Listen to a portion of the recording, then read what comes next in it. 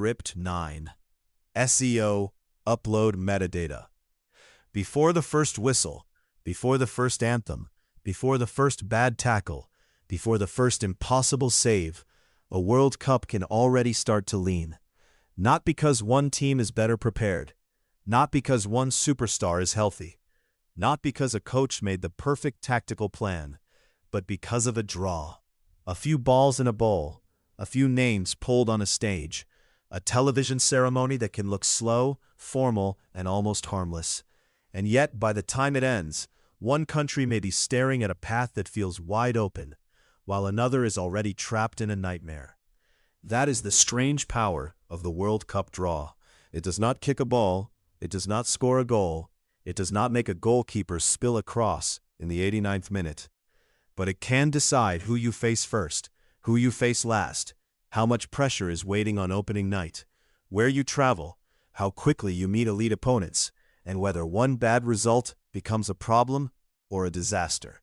For casual fans, especially newer fans coming into World Cup 2026, the draw can seem like background admin, a scheduling event, a way to organize the tournament before the real football begins. But inside the sport, the draw is treated like a major moment because everyone understands what is really happening. The World Cup is not just a list of teams, it's a maze, and the draw decides where every team enters the maze. Some paths have room to breathe. Some paths give you a little margin for error. Some paths let a team grow into the tournament, build confidence, and avoid the biggest names until later. Other paths start with danger immediately. A powerhouse from Europe, a physical team from Africa, a South American side comfortable in chaos, a rising nation with nothing to lose. Suddenly, your first 3 matches are not a warm-up. They are a survival test. And in a tournament where one deflection can change history, survival is everything. This is why the World Cup draw can decide a team's fate before kickoff. Not completely. Football would never be that simple, but enough to change the story. To understand why, start with the basic idea. The World Cup draw is designed to take qualified teams and place them into groups. In the modern tournament, those groups become the first stage of the competition. Every team plays the other teams in its group. Points decide who advances. A win is 3 points, a draw is 1, a loss is 0. That part is easy. The complicated part is how the teams get placed there in the first place.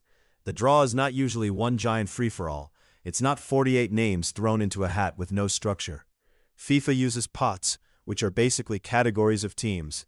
The strongest or highest-ranked teams are usually placed together in the top pot, while other qualifiers are divided into additional pots. The point is to spread strength around. If the best teams were drawn randomly with no seeding at all, one group could accidentally contain several tournament favorites, while another might contain none. Seeding is meant to prevent that. But seeding does not eliminate imbalance, it just organizes the imbalance. That is one of the secrets of the World Cup draw. It looks controlled, but it still has randomness at its core. Rankings are useful, but they are not perfect.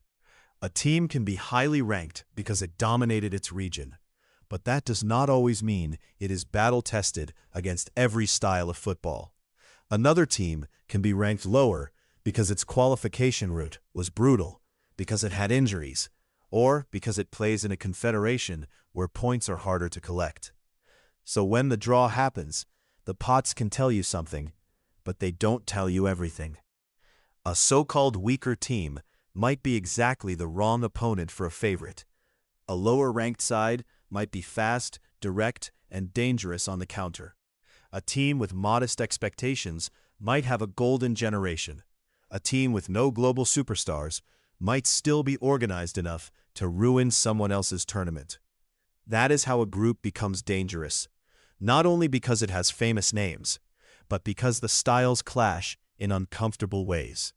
For a North American viewer, one simple way to think about the draw is this. It is like a playoff bracket and a regular season schedule being shaped at the same time. You are not just finding out who is in your division, you are also starting to see what your road might look like if you survive. And that road matters. In the old 32-team World Cup format, the top 2 teams in each group advanced to the round of 16. That made every group incredibly tight. One loss could put you under pressure. Two bad halves could wreck years of preparation. In 2026, the tournament expands to 48 teams, with 12 groups of 4. The top 2 teams in each group advance, plus the 8 best third-place teams. That means more teams have a way through. But do not mistake more ways through for less pressure. In some ways, the expanded format makes the draw even more complicated. Because now the draw does not just affect whether you finish first or second. It can affect whether a third-place finish is enough. It can affect the opponent you meet in the round of 32. It can affect whether your group produces a clean favorite or a messy pile of teams all fighting on the final day. The margins get strange. Goal difference can become enormous. The order of matches can matter. Facing the strongest team first can be very different from facing them last. Imagine 2 teams in the same group facing the favorite at different times. One plays them in the opening match, when the favorite is fully focused, healthy, and desperate to start strong. Another plays them in the final group match, after the favorite has already qualified and might rotate players. Same opponent, different reality. That is part of the draw too. People talk about which teams are in the group, but the sequence matters. Your first match can shape the emotional weather of the entire tournament. Win it, and everything changes. Players relax, fans believe. Coaches can manage risk. A draw in the second match might be acceptable. The group suddenly feels negotiable. Lose it, and the air gets heavy. Now every press conference sounds tense. Every missed chance feels bitter. Every substitution is debated. The second match becomes a must-not-lose, and the third match may become a national event. This is why coaches watch the draw like detectives. They are not just seeing names. They are seeing pressure patterns. Who do we play first? Where do we play? How far do we travel? How much rest do we get? Are we facing a team that presses high in extreme heat? Are we facing a team that sits deep and forces us to break them down? Are we playing at altitude? Are we crossing time zones? Are our fans likely to fill the stadium, or will it feel like an away game? In World Cup 2026, these questions matter even more because the tournament stretches across 3 massive countries. The United States, Canada, and Mexico offer huge stadiums, different climates, and long travel distances. A team could play in very different conditions over the course of the group stage. Heat, humidity, altitude, turf or grass conditions, local crowds, and recovery windows can all become part of the story. The draw does not just assign opponents, it assigns geography, and geography can quietly become tactics. A team built on relentless pressing may not love heavy heat and short rest. A team used to altitude may handle certain venues better than others. A team with older stars may care deeply about travel and recovery. A team with huge diaspora support in North America may suddenly feel like it has home field energy. None of this guarantees a result, but at the World Cup, edges matter. A 5% advantage can become a goal, a tired fullback can become a defensive mistake, a long flight can become slow legs in the final 20 minutes. The draw is where many of those edges first appear. This is also why the phrase "group of death" has become part of World Cup culture. It is dramatic, maybe too dramatic, but everyone understands what it means. A group where too many strong teams are packed into too small a space. A group where a good team is almost certain to go home early. A group where the usual expectation that the favorites will be fine suddenly feels unsafe. The group of death is not an official category. It is a feeling. It happens when the draw produces tension instantly. Fans start circling dates. Broadcasters start building storylines. Analysts start saying things like, "Someone very good is going out." And that is the cruel beauty of the World Cup. The tournament needs surprise, but every surprise has a victim. For a smaller or mid-level nation, a brutal draw can feel unfair, because the World Cup may be their rare chance to make history. They may have waited decades. They may have a squad good enough to reach a knockout round in the right circumstances. But then the draw puts them against 2 elite teams and one awkward opponent nobody wants. Suddenly, making history requires perfection, not improvement, not courage, perfection. On the other hand, a favorable draw can change a country's imagination. A team that arrived hoping to compete can suddenly see a path to the knockout stage. A fan base that expected 3 tough games can start doing the math. Win the opener, draw the second, keep the goal difference respectable. Maybe 4 points is enough. Maybe even 3 points and the right results elsewhere could matter in the expanded tournament. Belief grows quickly when the draw gives it oxygen. That belief is not imaginary. It can affect the team. Players are human. They read the group. They know the stakes. They understand whether the path looks reasonable or brutal. A good draw can give a squad clarity. A bad draw can force them to confront pressure months before the tournament begins. The same is true for federations and coaches. Once the draw is known, preparation becomes specific. Scouting departments stop studying broad possibilities and start obsessing over 3 teams. Friendly matches can be scheduled to mimic certain styles. Training plans can be shaped around expected conditions. Set-piece routines can be designed for particular weaknesses. The draw turns the World Cup from an idea into a project. Before the draw, everyone is preparing for a tournament. After the draw, everyone is preparing for a problem. And every problem is different. If you draw a team that dominates possession, you need a plan for defending long stretches without the ball. If you draw a team that thrives in transition, you need rest defense. If you draw a team with dangerous wide players, your fullbacks become a national concern. If you draw a team that lives on set pieces, every corner feels like a penalty kick waiting to happen. This is why the draw can expose weaknesses before a match has even started. A team may be strong in general, but fragile in one specific area. The wrong opponent can attack that area again and again. Football is not just about overall quality, it is about matchups. A tall, physical team can make life miserable for a technically superior side that struggles defending crosses. A compact defensive team can frustrate a favorite that lacks creativity. A quick counter-attacking team can punish an opponent that pushes its fullbacks too high. At the World Cup, you don't get a long league season to balance things out. You get 3 group games. In 2026, you may get a little more forgiveness because some third-place teams advance. But the group stage is still short, emotional, and unforgiving. A matchup problem is not something you can solve over 10 weeks.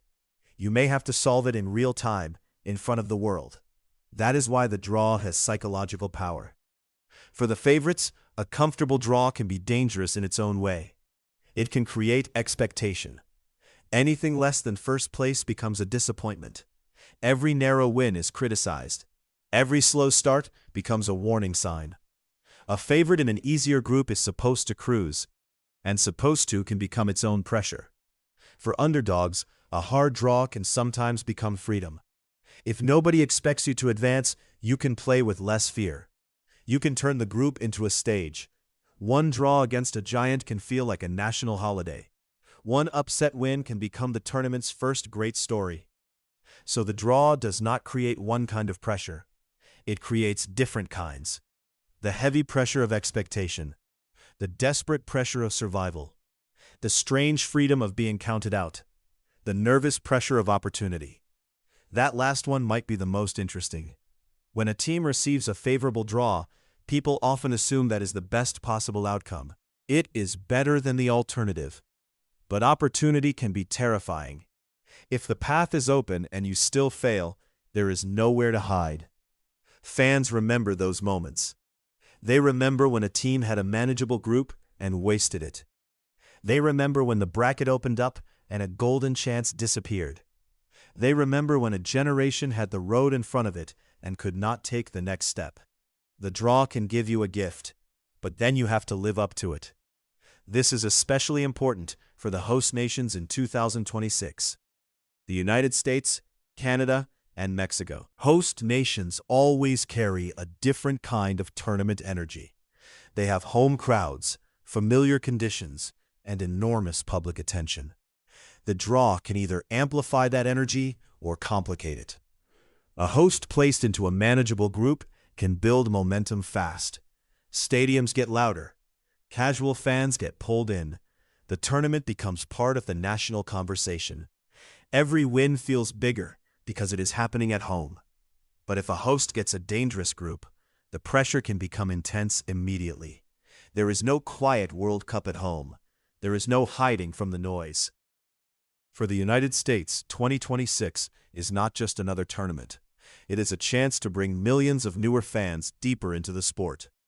The draw could shape the entire public mood. A strong opening matchup could create massive attention. A winnable opener could create momentum. A brutal group could turn every game into a test of how far the program has really come. For Canada, the tournament represents a different kind of milestone. After returning to the Men's World Cup stage in 2022, 2026 offers a home soil chance to show growth. The draw could determine whether that story feels like celebration, pressure, or both. For Mexico, with its deep football culture and huge expectations, the draw always carries emotional weight. Mexican fans know the feeling of reaching knockout rounds, but they also know the frustration of barriers that appear again and again. A draw can either suggest a path toward a breakthrough or another difficult climb. That is the drama of a home World Cup. The draw doesn't just shape football outcomes, it shapes national mood. And for 2026, there is another layer. The expanded field means more debutants, more unfamiliar opponents, and more chances for surprising combinations. Some fans may look at a lower-ranked qualifier and assume it is an easy game. That is a mistake. World Cups have a way of making easy disappear. Teams arrive with months of preparation, national pride, and nothing to lose. A team that looks beatable on paper can become extremely difficult over 90 minutes. They can defend deep, slow the tempo, attack set pieces, and turn the match into a test of patience. For a favorite, those are dangerous games. The longer it stays scoreless, the more pressure builds. The underdog grows. The crowd senses tension. The favorite starts forcing passes. Suddenly, the draw that looked comfortable becomes a trap. This is why experienced football people avoid saying any World Cup match is easy. There are better draws and worse draws. There are no free matches. Still, we can talk about what makes a draw favorable. A favorable draw usually gives a team opponents it matches up well against, manageable travel, and a path where first place in the group leads to a less dangerous knockout opponent. A bad draw does the opposite. It gives you stylistic problems, travel stress, little margin for error, and a possible knockout path filled with giants. The knockout path is crucial. Most fans focus on the group because that is what gets announced first, but tournament teams immediately start looking beyond it. If we win the group, who might we face? If we finish second, what happens? Is one side of the bracket loaded? Could finishing first actually be worse than finishing second, depending on other results? This is where the World Cup becomes a puzzle, and sometimes the draw creates weird incentives. A team may know that winning a group probably avoids one powerhouse but leads toward another. Another team may find that finishing second creates a better travel schedule but a harder opponent. Coaches cannot plan everything because other groups are moving at the same time, but they are aware of the possibilities. The draw sets the puzzle board, the matches move the pieces, and then chaos takes over. That chaos is important because it keeps the draw from being destiny in the strictest sense. If the draw decided everything, there would be no point playing, but football constantly proves that paths can be broken. A team can survive a brutal group and become stronger because of it. Another can glide through an easy group and get exposed immediately. A favorite can fall. An underdog can rise. A red card can rewrite a bracket. A goalkeeper can become a legend in one night. The draw is powerful because it shapes probability, not certainty. It changes the odds. It changes the pressure. It changes the route. But it does not remove the mystery. That is why the draw ceremony itself is so strange to watch. It is formal, slow, and full of procedures. There are speeches, explanations, pots, restrictions, and careful choreography. And underneath all of that, millions of fans are doing the same thing. Please not them. Please give us them. Avoid that stadium. Avoid that travel. Give us a chance. Every fan becomes a mathematician for one night. Every country starts building imaginary tables. If we beat this team, draw that team, and keep it close against the favorite, we can go through. If the other match ends level, goal difference matters. If we finish second, maybe the bracket opens. If we finish third, maybe 4 points gets us through. This is part of the World Cup experience. The tournament begins before the tournament begins. It begins with speculation, with fear, with hope, with fans arguing over whether the draw was fair, lucky, brutal, or secretly perfect. And the truth is, nobody fully knows. A great draw in December can look terrible by June if injuries hit, if a young team improves, if a coach changes, or if a supposedly weak opponent arrives in the form of its life. A bad draw can soften if a favorite struggles, if a star gets hurt, or if the group's dynamics become chaotic. The draw is not a final answer. It is the first draft of the story. But first drafts matter. They shape expectations. They shape preparation. They shape the emotional logic of the tournament. When the World Cup draw is complete, every team sees a version of its future. Some see opportunity. Some see danger. Some see a path that could change a generation. Some see a path that demands the best football their country has ever played. And that is why a few balls in a bowl can feel so enormous. Because the World Cup is short. Because the margins are thin. Because travel matters. Because pressure matters. Because the first game can change everything. By the time the opening whistle finally arrives, the players still have to decide it on the field. They always do. But the road beneath their feet was drawn months earlier. And sometimes, before a team has even touched the ball, the World Cup has already asked its first question. How hard does your path have to be before fate starts to feel unfair? That is the power of the draw. Not destiny, not a guarantee. But the moment the tournament stops being a dream and becomes a route, and at the World Cup, the route can change everything.